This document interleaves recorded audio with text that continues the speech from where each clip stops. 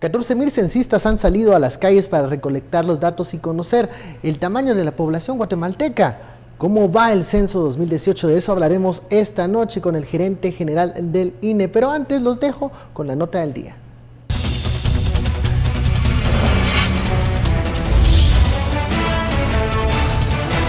...22 días lleva el 12º Censo Nacional y el 7º de Vivienda, el cual hasta el momento cuenta con 2.6 millones de hogares censados. Esto es el 75% del trabajo censal, por ello será ampliado 2 semanas más. Esto es llamado una segunda fase.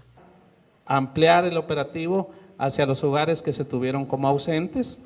En estas 2 semanas que vienen, que ya es solo de rastreo, identificación y visita nuevamente a los hogares que se tuvieron como ausentes, habrá nuevos mecanismos de información y la logística de campo. El call center del censo es el número 1514, el cual hasta el momento ha recibido 2.170 llamadas solicitando información y asesoría sobre este procedimiento. También recomiendan llamar a este número las personas que aún no han sido censadas. Cuando alguna de esas indicaciones no se ha cumplido, reportarla para que nosotros podamos reforzar esos mensajes a través de operaciones de campo. El Instituto de Estadística contratará 800 personas para digitalización, codificación y verificación de los resultados del censo. Esta será una tercera y última fase que se realizará en septiembre.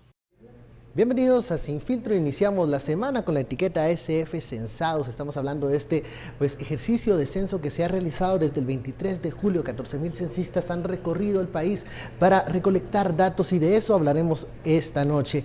Con nosotros nos acompaña en el estudio el gerente general del Instituto Nacional de Estadística, el licenciado Mauricio Guerra. Muy buenas noches, licenciado. Muy buenas noches, mucho gusto. También nos acompañan nuestros analistas, Mercedes Bautista y Edgar Ortiz. Muy buenas noches ambos. Buenas noches.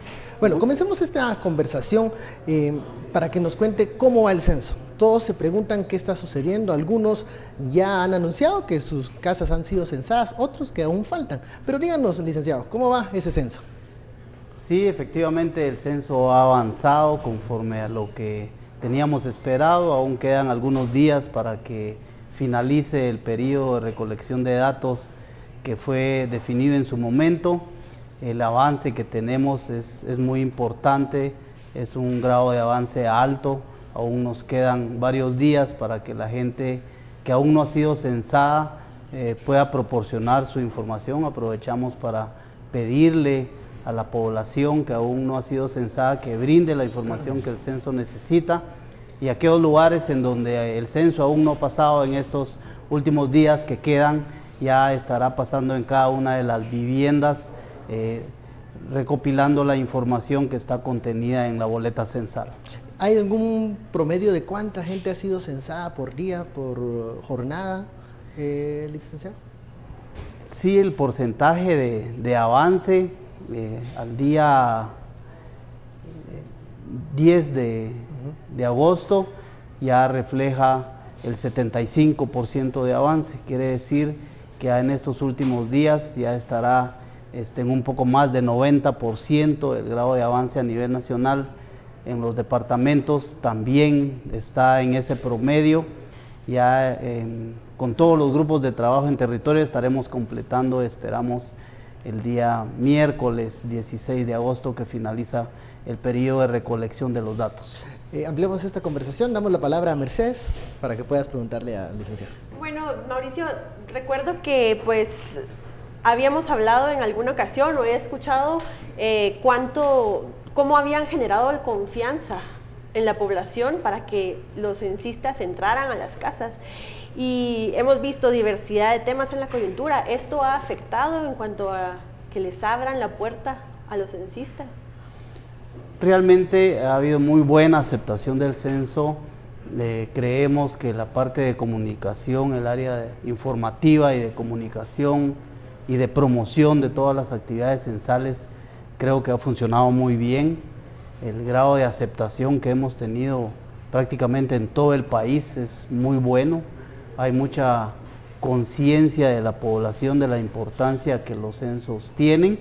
que se hacen cada 10 años, que después de este censo tendremos que esperar otros 10 años más por lo menos para volver a producir esta clase de información, y creo que Guatemala lo ha comprendido y la aceptación ha sido muy buena en todo el territorio nacional. Edgar. Sí, licenciado, hay algunos temas importantes, algunos retos interesantes en cuanto al censo. Yo identificaba dos y me gustaría preguntarle, digamos, en las áreas urbanas, principalmente en Ciudad de Guatemala, hay problemas en cuanto a algunas zonas rojas. Quisiera saber, por una parte, cómo han hecho para penetrar en estas zonas rojas, donde pues naturalmente hay algún protocolo especial para poder acceder, y por el otro lado, ¿cuál ha sido la experiencia en este avance que han tenido en las zonas rurales? ¿Qué actualización de información tienen de momento de ambos temas de parte de sus censistas?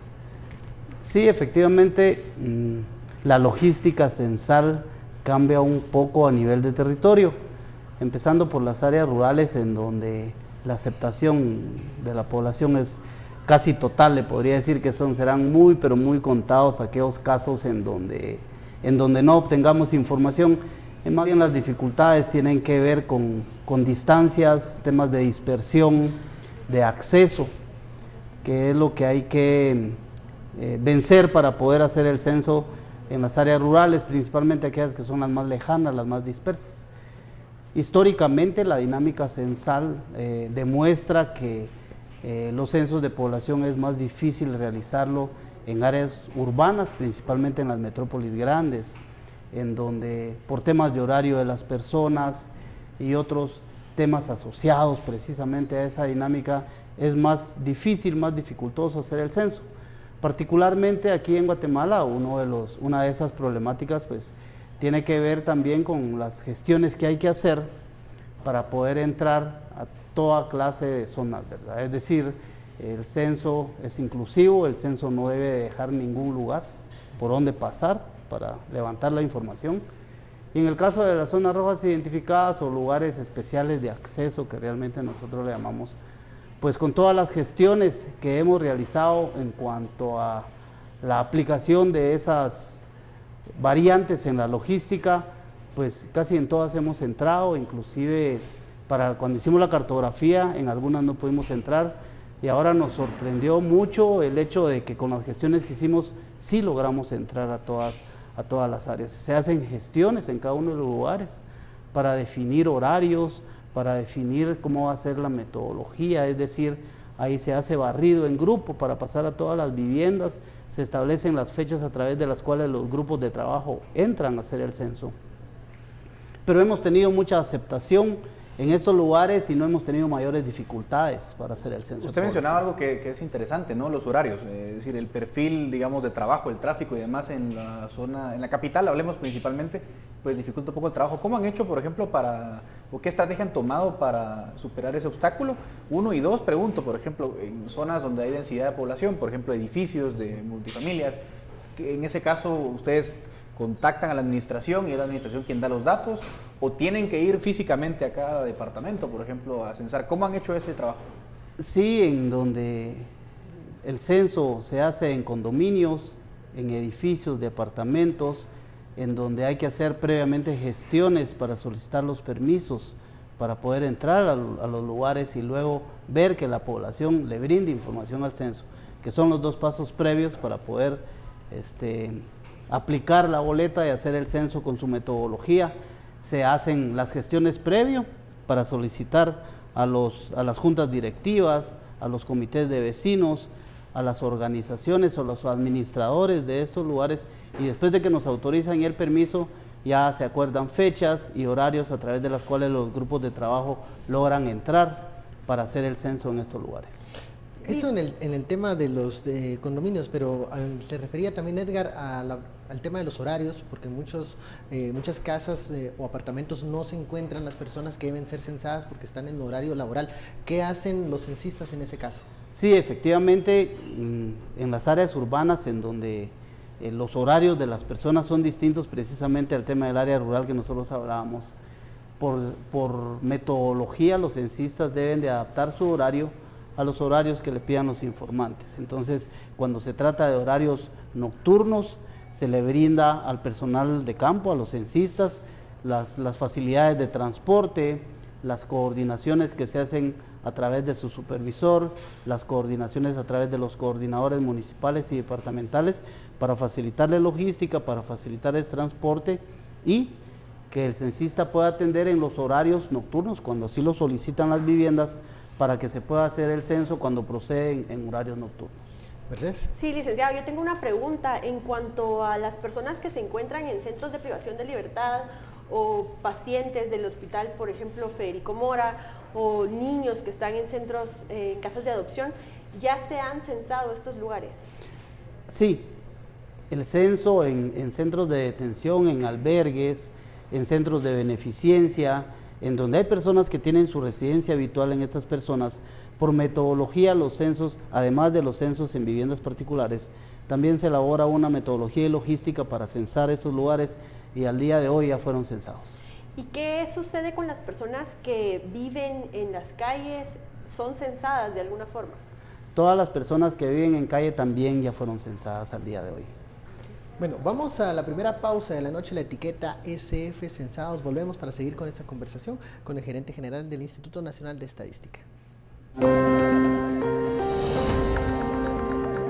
Continuamos conversando cómo va el censo, cuáles son los retos y qué sigue luego de la recolección de datos.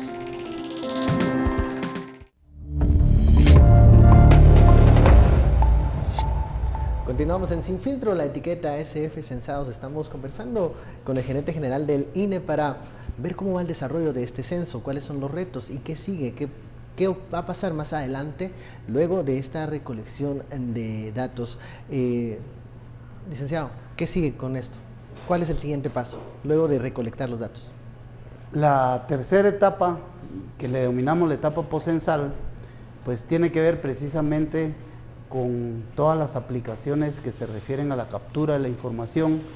Para ello pues ya existe todo un plan de trabajo a través del cual ya tenemos la logística para la recepción de todo el material censal, no solo las boletas, recordemos que también existe cartografía, vienen todo un tema de embalaje del material censal en territorio, que son millones de cajas las que tenemos que recibir y solo para ello hay una logística.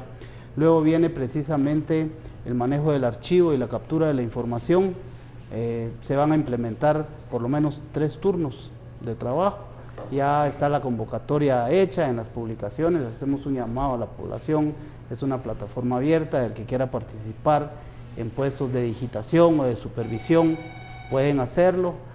Luego de la captura, que va a durar entre septiembre y diciembre, ya viene de manera complementaria todos los procesos de revisión, de análisis, de consistencia, los procesos de conciliación censal que se hacen en estos casos porque son archivos muy grandes, es una mega información que hay que analizar, revisar y validar.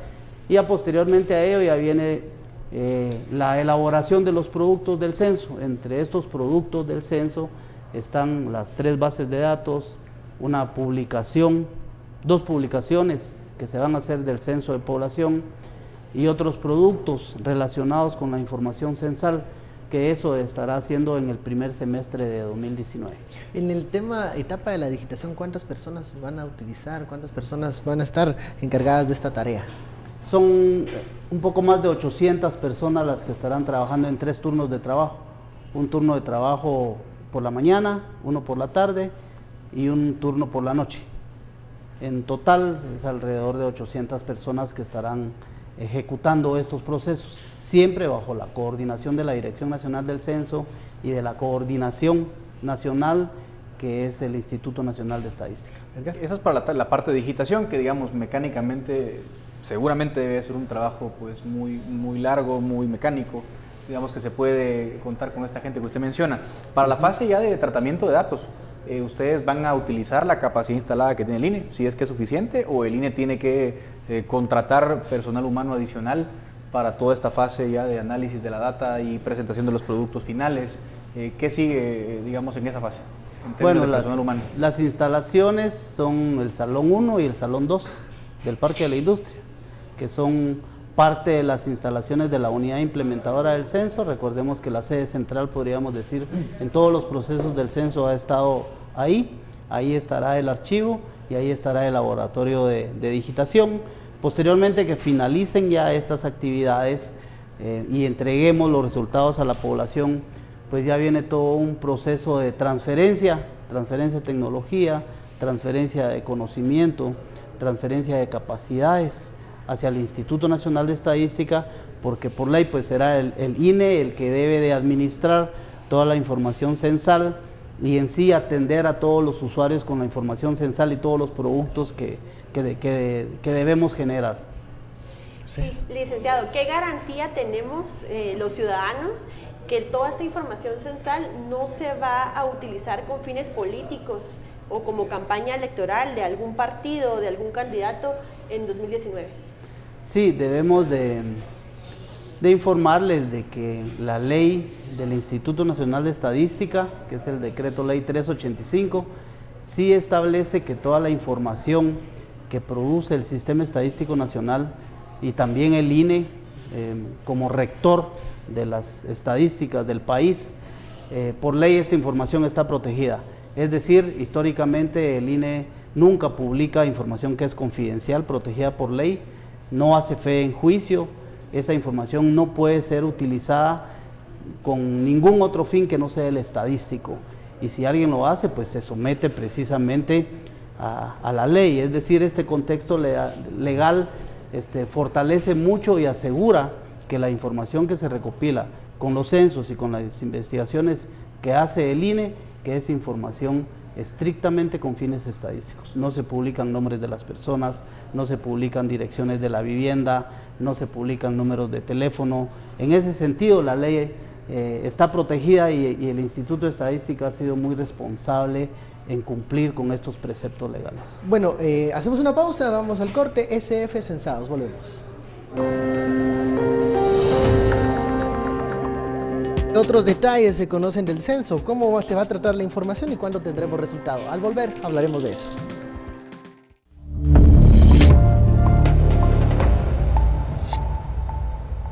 Continuamos en Sin Filtro, la etiqueta de la noche, SF Censados. Estamos hablando del proceso de recolección de datos, un tema que ha causado muchas preguntas entre los pobladores, algunos que se cuestionan, bueno, ¿por qué no ha pasado el censo a mi casa? Y otros que incluso en la metodología, en la forma como han sido cuestionados, tienen algunas preguntas. Y en eso me quiero quedar, licenciada, porque algunas familias, usuarios de redes sociales, han anotado que ciertos censistas están colocando o llenando los cuestionarios con lápiz.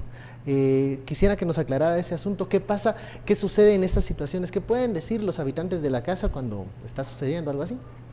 Bueno, sí, primero informarles también, recordarles que existe un número corto que es el 1514, en donde pueden consultar cualquier duda que puedan tener del proceso censal.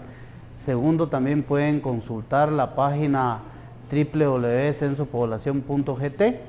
Y tercero, respecto al uso del lápiz como práctica estadística, la gran mayoría de los países hacen esta clase de investigaciones con lápiz o con portaminas, entre otras razones porque el uso intensivo del lapicero, que es tinta, ya empieza a manchar, ya cuando se lleva 4 o 5 días, no digamos 25 días, utilizando un lapicero, por un lado mancha y por otro lado daña y deteriora el papel de las boletas. Mientras que el lápiz además tiene la ventaja de que se hace más rápido la entrevista, permite que la entrevista sea, el registro de la respuesta sea de manera más rápida. La mayoría de los países del mundo lo que utilizan es un lápiz o un portamina en esta clase de investigaciones. Y siempre bajo el resguardo del secreto estadístico, que independientemente de que sea lápiz o sea lapicero, se debe de tener.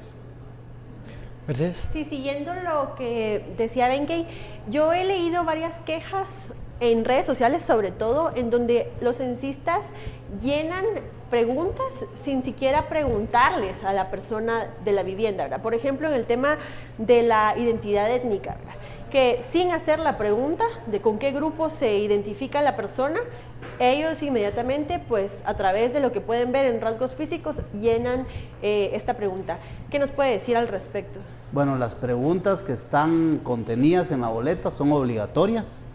Es decir, por metodología y por instrucción, todo el personal de campo debe de hacer las preguntas que están ahí, debe de leerlas textualmente como están ahí, y en algunos casos que no se han hecho, pueden llamar al 1514, pueden verificar por favor de que todas las preguntas que están contenidas en la boleta le sean leídas al informante para que la respuesta sea una respuesta objetiva, una respuesta imparcial, de acuerdo a las técnicas de entrevista y de acuerdo a los objetivos del censo.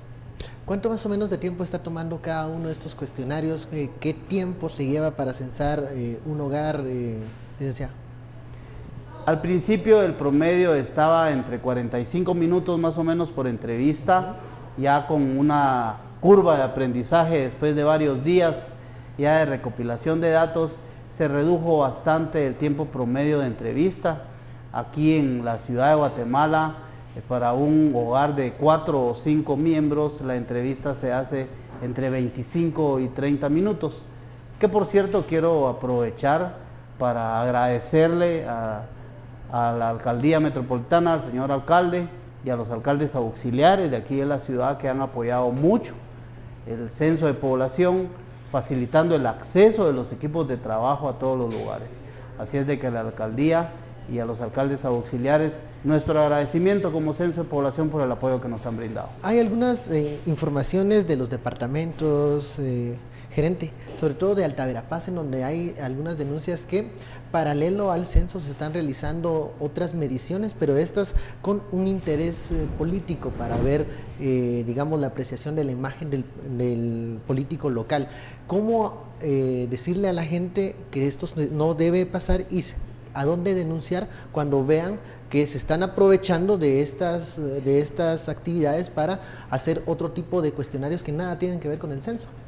Sí, bueno, primero recalcar que el censo como proyecto de nación, como un proyecto de país, es un proceso estrictamente técnico, alejado de cualquier otro proceso que no sea el de censo, que no sea técnico, y también lo ideal es que las condiciones que deben de prevalecer para técnicamente hacer viable un censo de población, pues lo recomendable es de que no se hagan otras investigaciones.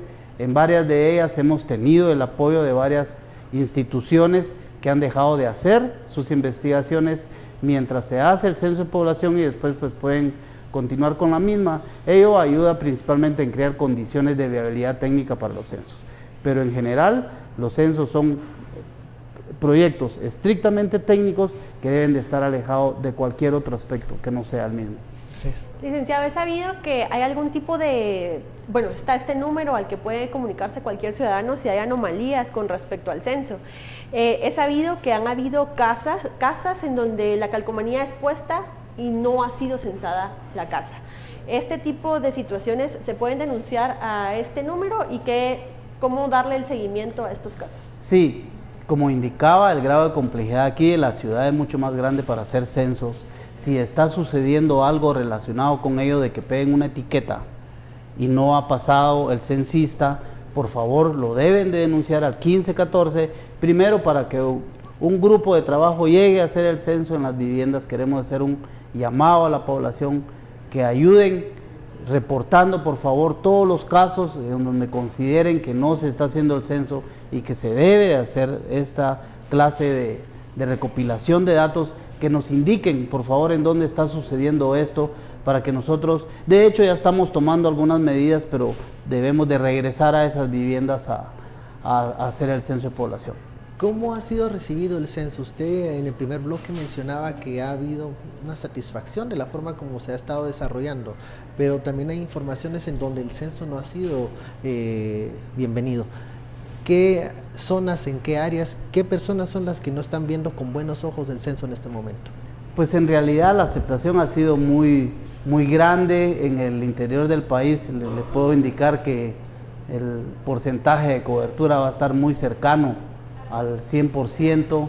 Son pocos los lugares donde hemos tenido dificultades y no es precisamente de rechazo, sino más bien otra clase de problemáticas y de conflictos sociales que están alejados del censo, que estamos esperando el momento más oportuno para ir a algunos lugares que son muy pocos, por cierto, y poder realizar el censo de población. Pero en general me complace informar y agradecer a la población y a todos los que nos han ayudado en el censo, a que se ha logrado una muy buena aceptación y estamos entrando casi a todos los lugares. ¿Para cuándo podremos tener ya los datos finales del censo, el informe final? El informe final del censo con todos sus productos va a estar a mediados del año 2019, a más tardar en el mes de mayo vamos a hacer presentación de los primeros resultados y a más tardar en el mes de julio vamos a estar entregando los resultados finales del censo de población. Gerente, algunos formadores de opinión han dado pues señales de que, o temen que el censo sea utilizado a futuro para cobrar más impuestos, necesitar más diputados, en fin, crear mayor burocracia. ¿Cómo responde el INE a esos planteamientos?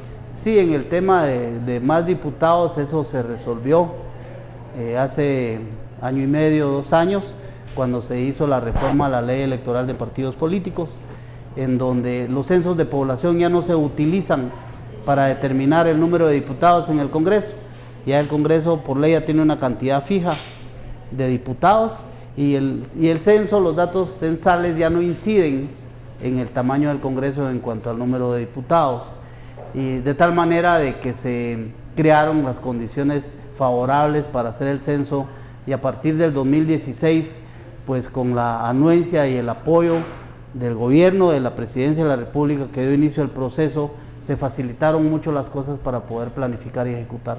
Y ante los señalamientos de que esta información va a crear mayor burocracia, va a incrementar el aparato burocrático estatal. En realidad los censos de población deben de usarse de manera técnica, los resultados que aportan los censos de población. Seguro seremos más habitantes, eso es seguro.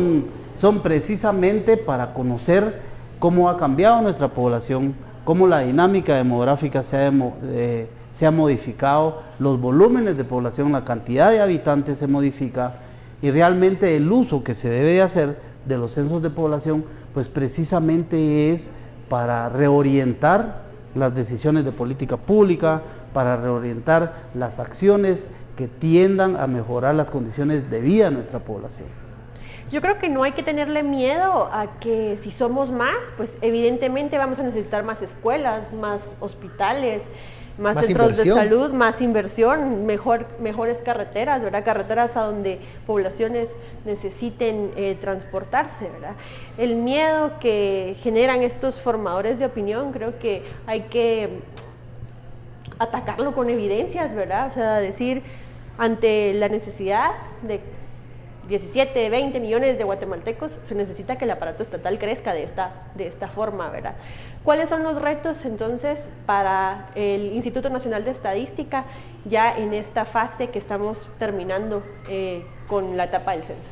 Sí, ahorita que termina esta etapa de recopilación de información y empieza la tercera y la última etapa, pues ya vienen procesos técnicos para poder disponer de la información censal y una de las cosas muy importantes que están consideradas es precisamente el promover el uso de los datos censales, buscar una política de Open Data, abrir la información, que todo el mundo tenga acceso a los resultados del censo, pero también promover el uso de las bases de datos, promover la información que aportan los censos, los resultados que se aportan por comunidad, por municipio, por departamento, por región, a nivel nacional, para todos los usos precisamente que son los censos de población y vivienda. Es algo que consideramos que vamos a hacer, que vamos a realizar en el segundo semestre de 2019.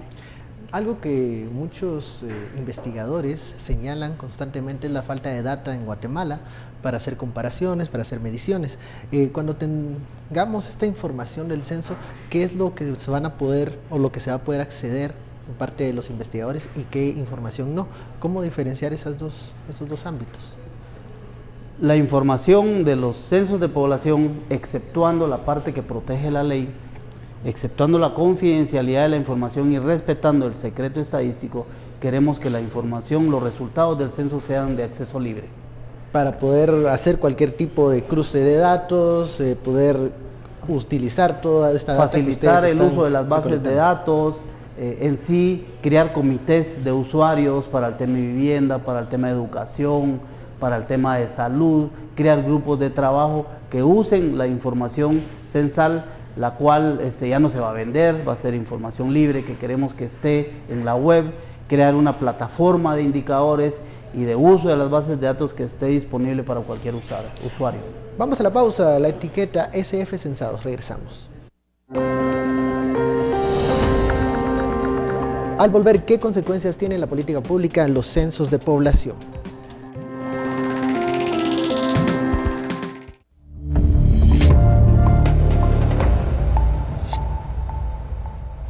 Regresamos a Sin Filtro, gracias por su sintonía. La etiqueta de la noche SF Censados. Gerente, ¿cómo se está utilizando el presupuesto? ¿Cuánto de esto se lleva ya implementado? ¿De cuánto de dinero estamos hablando? ¿Y qué es lo que falta en términos financieros?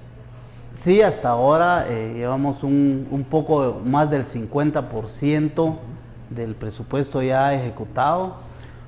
Recordemos de que el rubro en donde más se ejecuta y más se gasta el presupuesto tiene que ver con el pago de honorarios al personal de campo. Ahorita alrededor de 20,000 personas que finalizan sus actividades a finales de ahorita del mes de agosto, pues ya viene o alcanzaremos alrededor del 80-85% de ejecución de todo el presupuesto que fue asignado desde el principio para las diferentes etapas de los censos, en donde para el próximo año, además de cubrir la parte de la captura de la digitación, ya precisamente los procesos de análisis y poder cubrir los gastos que representa elaborar los productos del censo, estaremos muy cercanos a ejecutar casi la totalidad del presupuesto asignado. Retomando un poco lo que hablábamos en el segmento anterior de cómo el censo, pues su finalidad es ayudar a la construcción de políticas públicas, me surge el tema de cómo tener políticas públicas en salud y sí, sobre todo en salud, cuando en la boleta del censo únicamente tenemos como identidad de género hombre o mujer, ¿verdad? ¿Qué hacemos con todas las personas que no se identifican como hombres o mujeres? Sí, cuando se construyó la boleta se hicieron mesas de trabajo, fue un muy buen proceso de consenso y de socialización por primera vez para la construcción de una boleta de un censo. Se hizo de manera consensuada con la mayoría de los sectores del país, particularmente uno de esos temas fue ese, y se tomó la decisión que el censo investiga únicamente la identificación si la persona es hombre o si es mujer. El tema de diversidad sexual no es un tema que debe investigarse, al menos aquí en Guatemala, a través de los censos de población. Creemos que ya debe abrirse la investigación estadística de esa clase de temas y poder disponer de información estadística relacionada con ello. Pero los censos de población solo identifican la identificación de hombre y mujer.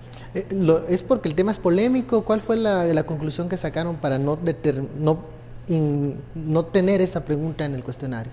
Es una pregunta muy difícil de hacer en los hogares, a las personas, en donde para efectos de la viabilidad técnica de un censo es una pregunta muy dificultosa que no ha sido probada tampoco en ninguna investigación estadística en el país, en el país, y que para ello pues primero hay que crear las metodologías correspondientes, hay que hacer las pruebas correspondientes, hay que estar seguros de que es una pregunta que se puede hacer en un censo para poder incluirla. Y vemos que esas condiciones, ahorita que hicimos el censo, pues no prevalecían y vimos la necesidad, técnicamente hablando, de no incluirla por ahora. ¿Y en la autoidentificación sí puede una persona identificarse de otro género? No, precisamente lo que registra la boleta censal 2010, digamos una persona transexual. 2018 es únicamente si la persona o es hombre o es mujer, nada más. Ninguna anotación aparte. En el tema de la identificación religiosa, también hay un apartado especial para eso. Creo que no lo pusieron esta vez, le quitaron el tema de religión, ¿verdad? Sí, porque ¿qué pasa? No vamos a conocer cómo se está modificando la población religiosa en los últimos años. Sí, efectivamente. Fíjese que en los censos de población, por lo menos aquí en Guatemala, es una pregunta que tampoco se incluye, no es una pregunta de censo. Al igual que lo anterior, lo que hablamos del tema de diversidad sexual, los temas de religión deben de investigarse, pero no a través de un censo. De igual manera, son preguntas que pueden crear conflicto dentro de las viviendas o con los informantes a la hora de responder. A quienes lo hacen abiertamente, otros no, y entonces se puede convertir en un riesgo para un censo de población, que es un proyecto con un grado de dificultad mucho mayor. Son temas que ya pueden empezar a medirse, pero primero a través de encuestas de hogares y más adelante ver si ello es posible incluirlo en un censo. Pero el censo no investiga religión, no investiga el tema de impuestos, no investiga el tema de diversidad sexual, precisamente para asegurar la viabilidad técnica de otras preguntas que no es porque no sea importante, pero que sí son más que se investigan a través de preguntas como ingresos, tipo de viviendas. ¿Qué tan fiel es la información que están recolectando los censistas? Cabe aclarar que el censo de población no investiga el tema de ingresos. Es decir, no pregunta cuánto ganan las personas, no pregunta el ingreso de los hogares. El tipo de vivienda sí, en cuanto a identificar si es una casa formal o si es un apartamento. O si es una vivienda de área rural, nada más. Licenciado, ¿por qué excluir de la boleta del censo el tema de los padres que son padres solteros y hombres que tienen a su cargo a sus hijos? Entiendo que está únicamente la figura de madre soltera.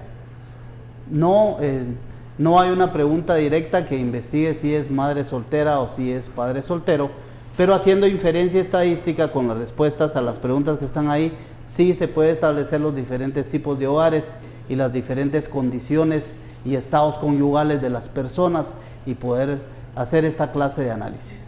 Con la población que ha migrado, que las consultas que se hacen a las familias, ¿sí vamos a tener datos de cómo se ha movido la población? El tema de migración es un tema que sí es de censo, sí se incluye.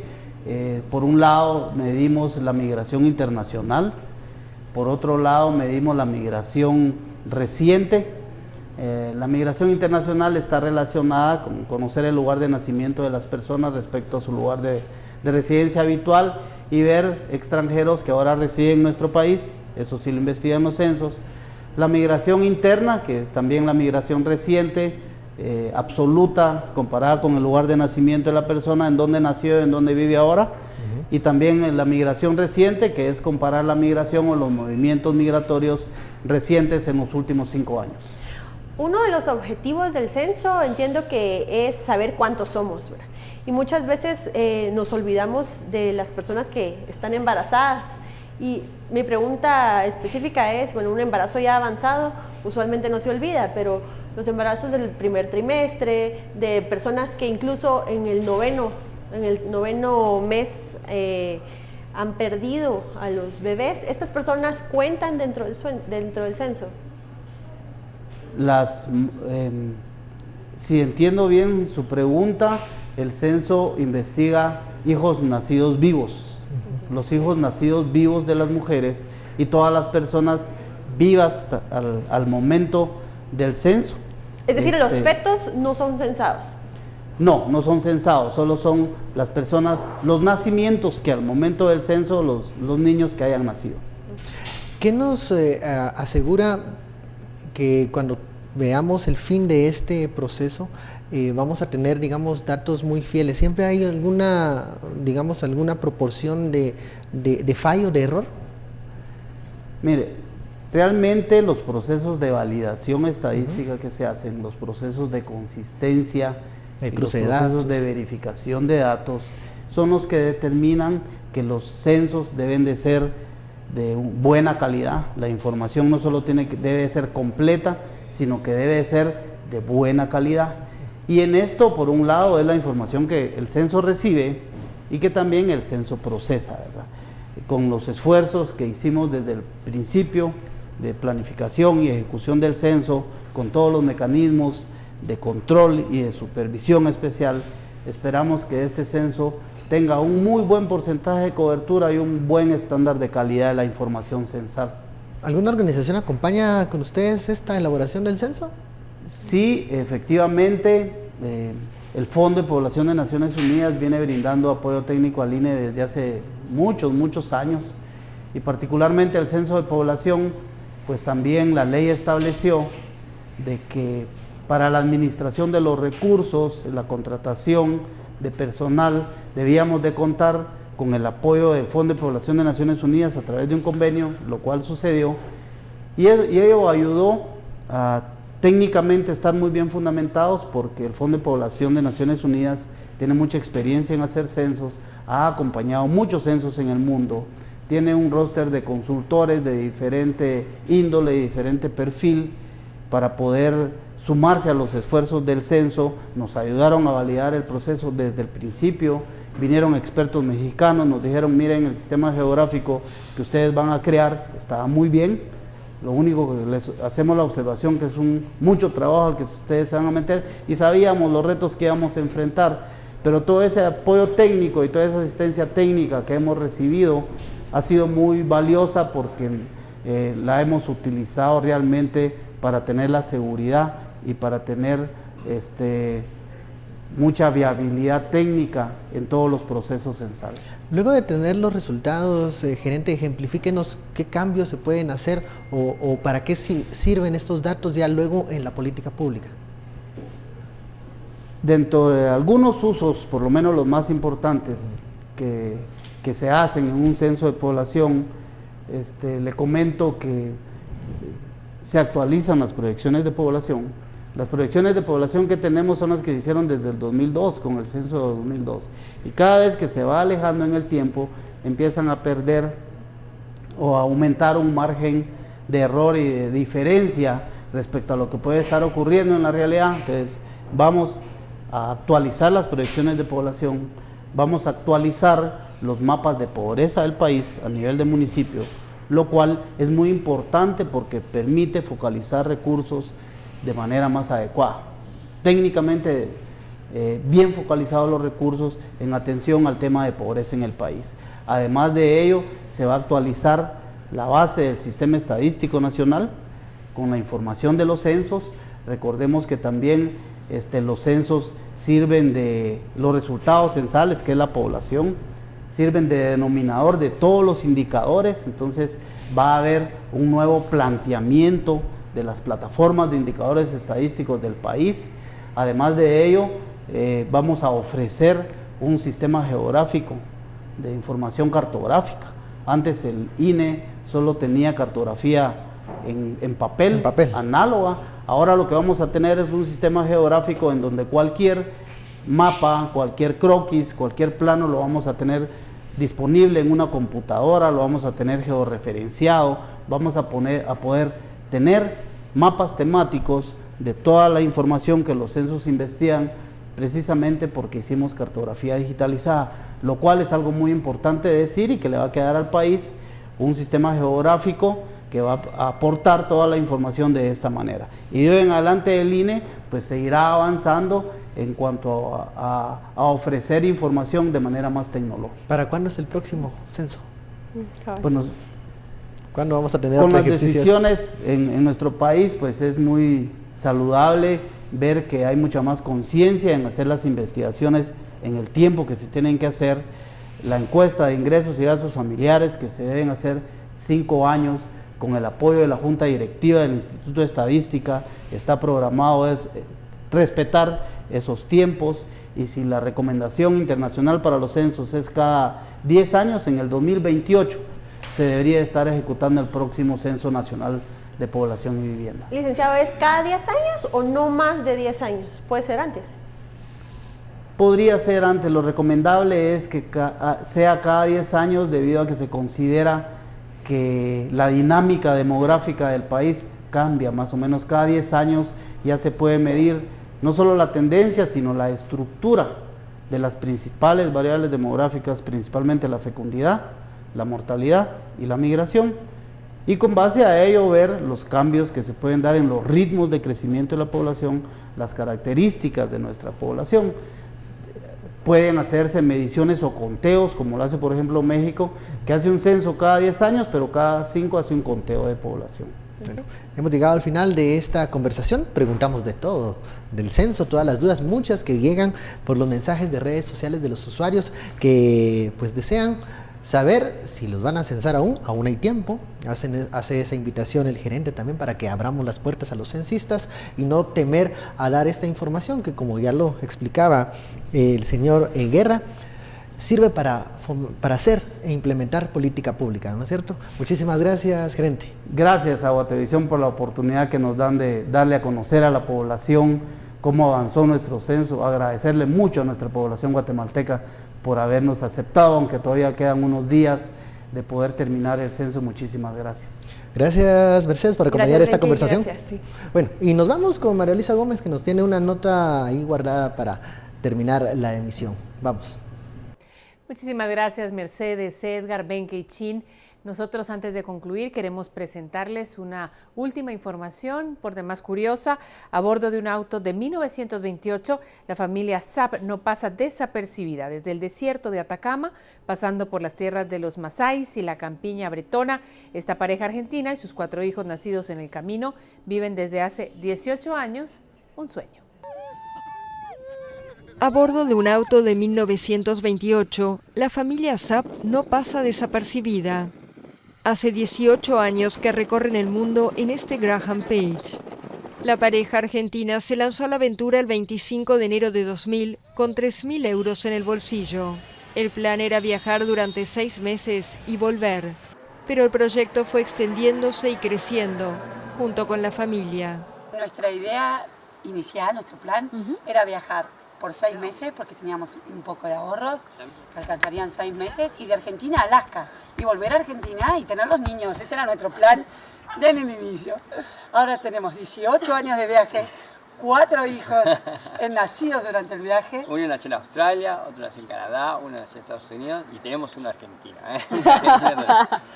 En casi 2 décadas han recorrido más de 385.000 kilómetros en los 5 continentes.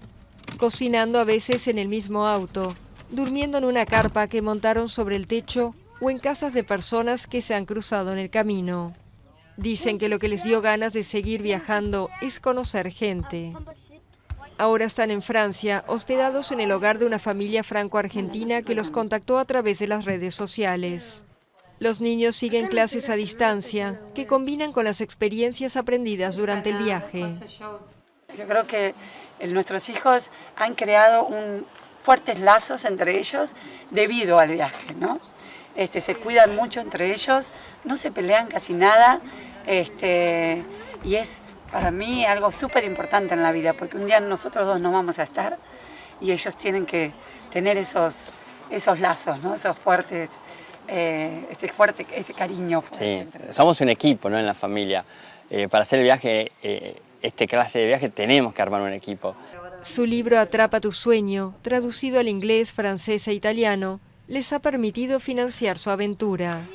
Pero ahora se preparan para el regreso. Se dieron un año más antes de volver a Argentina.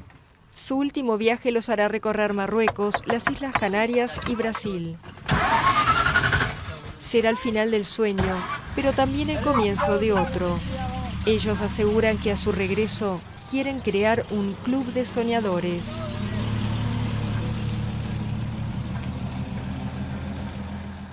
Bueno, ahora sí concluimos con esta tercera emisión de Noticiero Guatevisión, iniciando la semana, pero habrá muchísimo más. Mañana, 9 en punto de la noche, los esperamos.